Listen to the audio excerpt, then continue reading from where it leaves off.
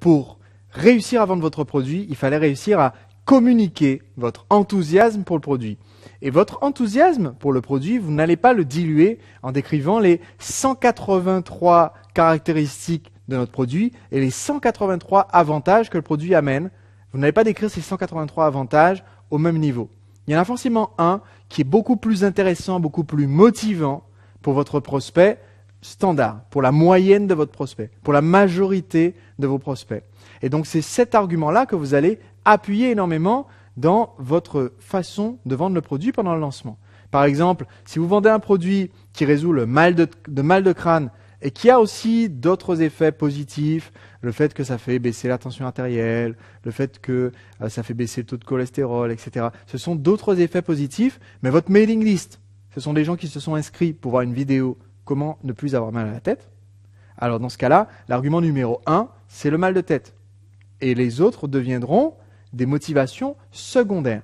Donc un élément intéressant, c'est que si vous vous contentez de dire « Je crée le produit complet », je mets tout dedans et ça fait tout, c'est-à-dire ça résout le mal de tête, ça fait repousser les cheveux, ça fait revenir votre femme, ça répare votre voiture, ça rend vos enfants sages.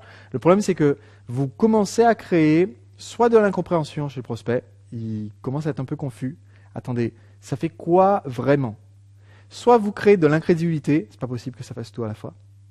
Donc une bonne méthode pour pouvoir obtenir la motivation du prospect, la moyenne des prospects sont intéressés, et pour que les personnes pour qui le mal de tête c'est secondaire, mais la pression artérielle c'est important, pour que ces gens-là achètent aussi, eh bien vous allez utiliser ce que j'appelle une motivation secondaire en créant un bonus.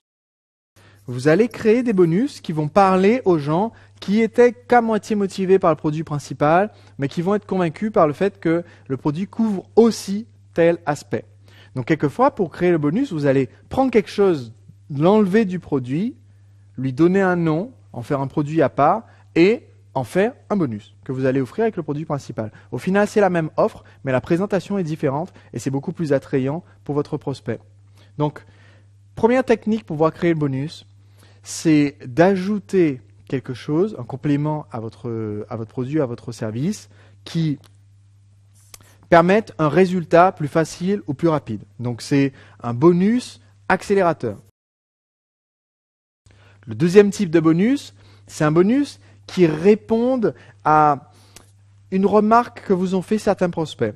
Pendant votre lancement, vous avez vu que vous allez lancer votre produit qui est un kit du bricoleur. Et vous avez reçu beaucoup de réponses de gens qui disent « Waouh, ça a l'air d'être génial comme kit, mais le problème, c'est que je ne me sens pas être au niveau pour m'en servir. Ça m'intéresse ce bricolage, mais j'ai l'impression que je serai complètement dépassé par le kit, l'outil. » Donc, vous allez créer un bonus qui répond aux objections. C'est-à-dire, vous allez créer un petit guide, par exemple, le guide du bricoleur pro, devenez bricoleur professionnel en 7 étapes. Et ce guide que vous allez offrir va d'un seul coup convaincre ces prospects-là. C'était certes pas un groupe majoritaire, mais ils existent, ils sont assez nombreux. C'est des gens qui vont être convaincus par le produit. Et ceux qui étaient déjà très motivés vont être encore plus motivés. Vous avez aussi un troisième type de bonus que vous pouvez créer, que j'affectionne tout particulièrement et que je vous recommande d'avoir pour tous vos lancements. Ce bonus, c'est le bonus qui résout un type très particulier de problème. C'est ce que j'appelle le bonus problème de riche. Je vous explique. Le problème de riche, c'est le problème qui va surgir quand votre prospect aura atteint son objectif ou aura résolu son problème. Typiquement, si vous vendez quelque chose qui a trait à l'argent, imaginons une formation sur comment gérer son patrimoine, eh bien, le problème de riche, c'est une fois que j'ai tellement bien géré mon patrimoine, que j'ai une très grosse somme à transmettre à mes successeurs, comment est-ce que je fais pour payer le minimum sur ce patrimoine? Donc, je vais créer un livret, par exemple. Comment transmettre votre patrimoine à vos successeurs quand il dépassera 500 000 euros? Et là, aux yeux de mon prospect, ça valide inconsciemment qu'il y a eu tellement de gens en utilisant mon produit, ou il y aura tellement de gens qui, en utilisant mon produit, se retrouveront dans ce problème de riche, que ça veut dire que tous ces gens-là ont réussi. Ça veut dire qu'il y a de fortes chances que moi, en tant que prospect, si j'achète le produit, je réussisse aussi. Typiquement, par exemple, un produit qui va vous proposer, qui va faire repousser les cheveux, vous pouvez rajouter quelque chose, un guide ou quelque chose comme ça. Comment arranger votre garde-robe quand vos cheveux auront repoussé. Par exemple, je connais un coach qui, avec son programme de coaching sportif, c'est l'exemple exact en fait, avec son programme de coaching sportif, il a un bonus qui est exactement ça. Le bonus, c'est un bonus avec une interview qui explique comment adapter votre garde-robe une fois que vous aurez perdu les kilos en question. Donc ça veut dire que quand j'achète le produit, je sais déjà que la personne qui a conçu le produit a tellement confiance dedans qu'elle a prévu ce que je vais faire quand je serai de l'autre côté. Et ça, c'est très très encourageant et c'est très réconfortant. De la même façon, par exemple, que pour le lancement orchestré, je commence à vous expliquer, et je vais continuer à vous expliquer, ce qu'il faut faire après que le lancement ait réussi pour entretenir la machine. C'est important, parce que vous savez qu'on ne vous laisse pas tomber le jour J, vous avez ouvert le lancement, et après, bah oui, mais et après, je fais quoi? Donc ça, c'est un troisième type de bonus qui va être très profitable pour vous pendant votre lancement. Donc, une petite astuce, quand vous ajoutez un bonus à votre offre, pour augmenter la valeur, il y a une technique très très simple.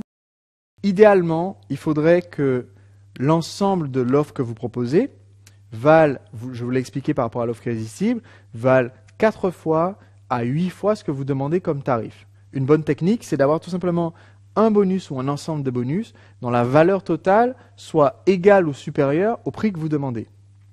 Et une bonne technique pour ça, c'est de mettre en vente vos bonus quelque part sur votre site internet. Autrement dit, là j'ai créé mon guide problème de riche, j'ai créé mon guide comment vous relooker après avoir perdu du poids.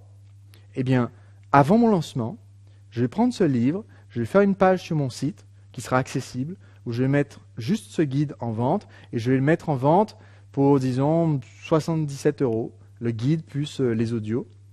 Et comme ça, quand je vais lancer mon programme de coaching sportif qui a le guide en cadeau, et que je lance l'ensemble pour, disons, 90 €, eh bien, j'ai offert un bonus qui vaut 80 €. Donc, ça a beaucoup de valeur aux yeux du prospect.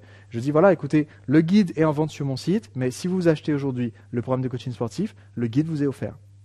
Donc voilà, c'est une technique très simple qui permet de réellement établir la valeur du bonus parce qu'il est en vente quelque part.